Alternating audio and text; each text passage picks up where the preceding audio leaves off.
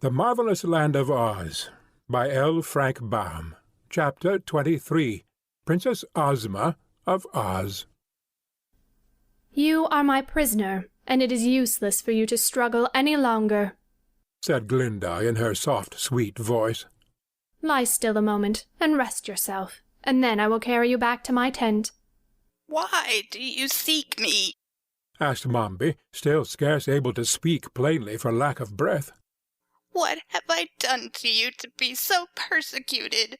You have done nothing to me, answered the gentle sorceress.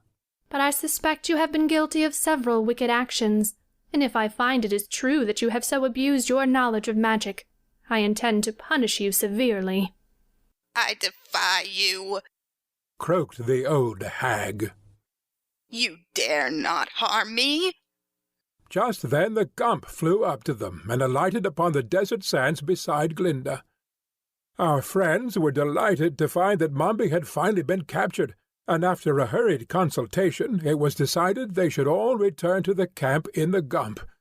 So the Sawhorse was tossed aboard, and then Glinda, still holding an end of the golden thread that was around Mombi's neck, forced her prisoner to climb into the sofas.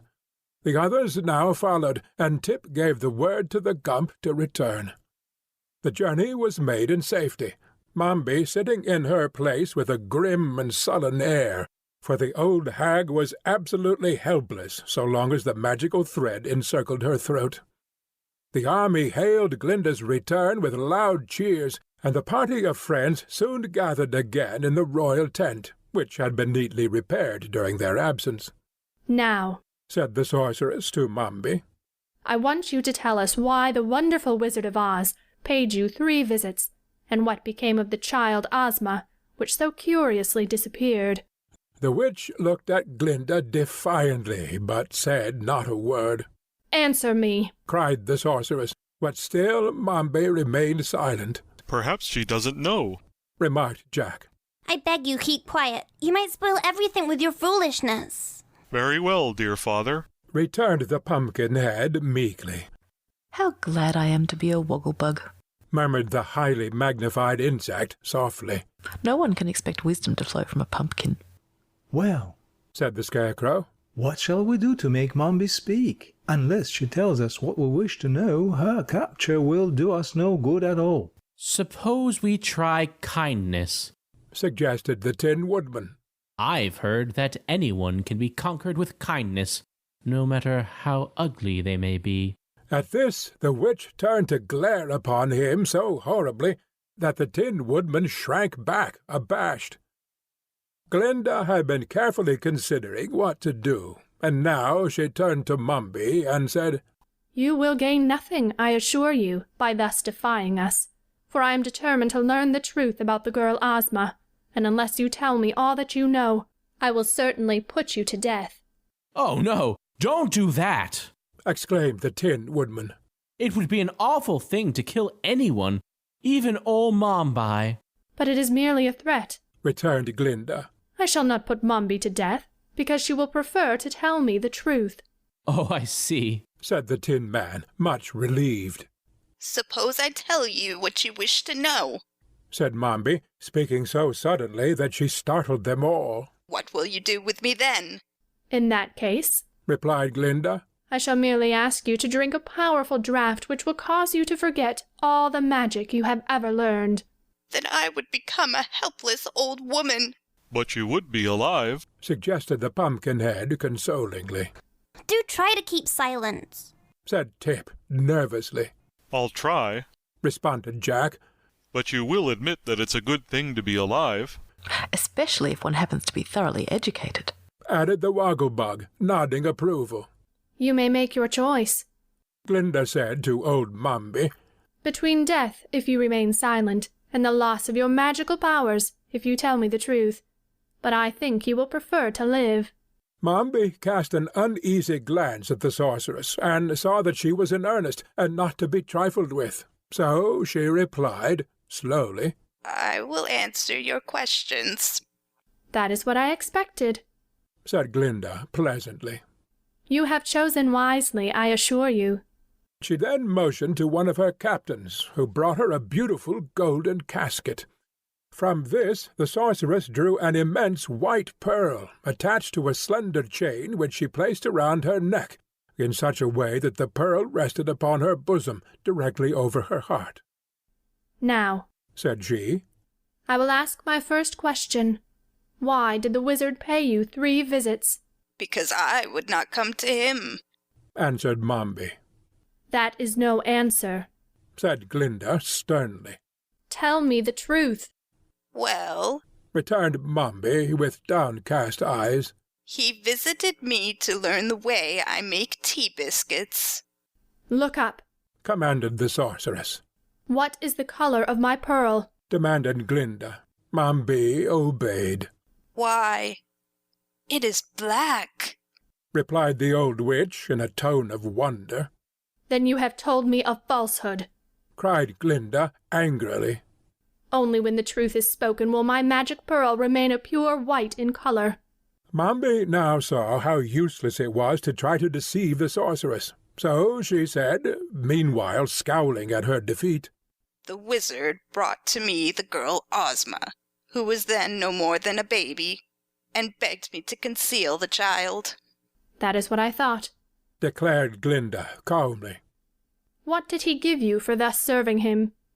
"He taught me all the magical tricks he knew. Some were good tricks, and some were only frauds, but I have remained faithful to my promise." "What did you do with the girl?" asked Glinda, and at this question everyone bent forward and listened eagerly for the reply. "I enchanted her," answered Mombi. "In what way?" "I transformed her into Into what?" demanded Glinda, as the witch hesitated. into a boy," said Mombi in a low tone. A boy! Echoed every voice, and then, because they knew that this old woman had reared Tip from childhood, all eyes were turned to where the boy stood. "Yes, said the old witch, nodding her head. that is the Princess Ozma, the child brought to me by the wizard who stole her father's throne. That is the rightful ruler of the Emerald City." And she pointed her long, bony finger straight at the boy. I... cried Tip in amazement. Why, I'm no Princess Ozma. I'm no a girl. Glinda smiled, and going to Tip, she took his small brown hand within her dainty white one. "You are not a girl just now," said she gently, "because Mombi transformed you into a boy. But you were born a girl, and also a princess, so you must resume your proper form, that you may become queen of the Emerald City." Oh, let Ginger be queen. exclaimed Tip, ready to cry. I want to stay a boy and travel with the Scarecrow and the Tin Woodman and the Wogglebug and Jack. Yes, and my friends, the Sawhorse and the Gump. I don't want to be a girl. "Never mind, old chap," said the Tin Woodman soothingly. "It don't hurt to be a girl, I'm told, and we will all remain your faithful friends just the same.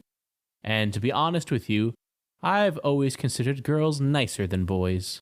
They're just as nice anyway, added the Scarecrow, patting Tip affectionately upon the head. "And they're equally good students," proclaimed the Wogglebug.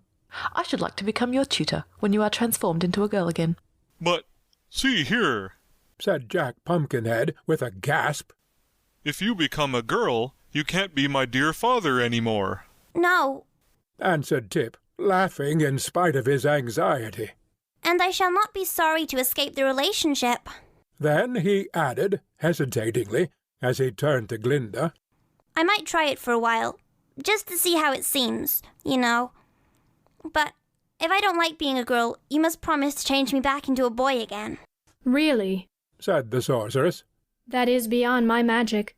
I never deal in transformations, for they are not honest, and no respectable sorceress likes to make things appear to be what they are not. Only unscrupulous witches use the art, and therefore I must ask Mombi to effect your release from her charm, and restore you to your proper form. It will be the last opportunity she will have to practice magic." Now that the truth about Princess Ozma had been discovered, Mombi did not care what became of Tip. but she feared Glinda's anger, and the boy generously promised to provide for Mombi in her old age if he became the ruler of the Emerald City.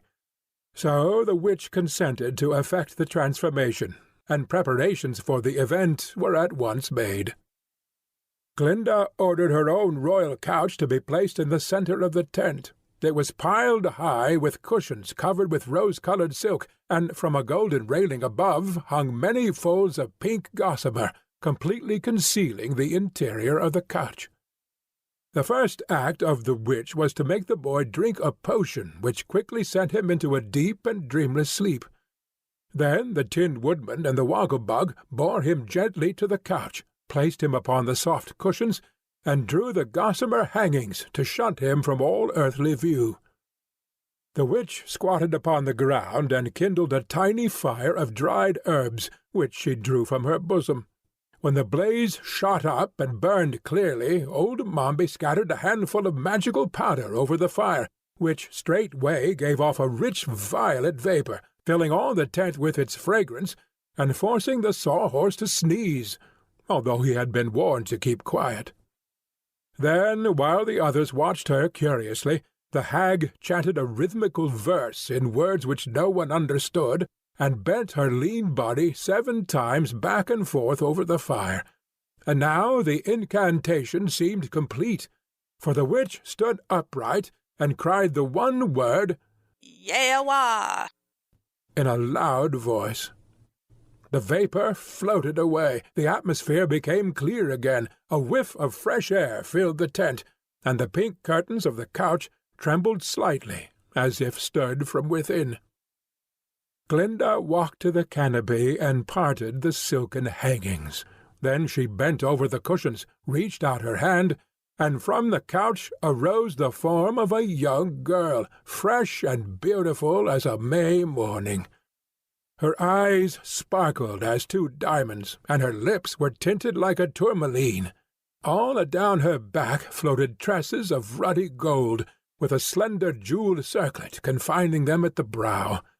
Her robes of silken gauze floated around her like a cloud, and dainty satin slippers shod her feet. At this exquisite vision Tip's old comrades stared in wonder for the space of a full minute, and then every head bent low in honest admiration of the lovely Princess Ozma. The girl herself cast one look into Glinda's bright face, which glowed with pleasure and satisfaction, and then turned upon the others. Speaking the words with sweet diffidence, she said, I hope none of you will care less for me than you did before. I'm just the same Tip, you know. Only... Only you're different, said the Pumpkinhead, and everyone thought it was the wisest speech he had ever made. End of chapter 23.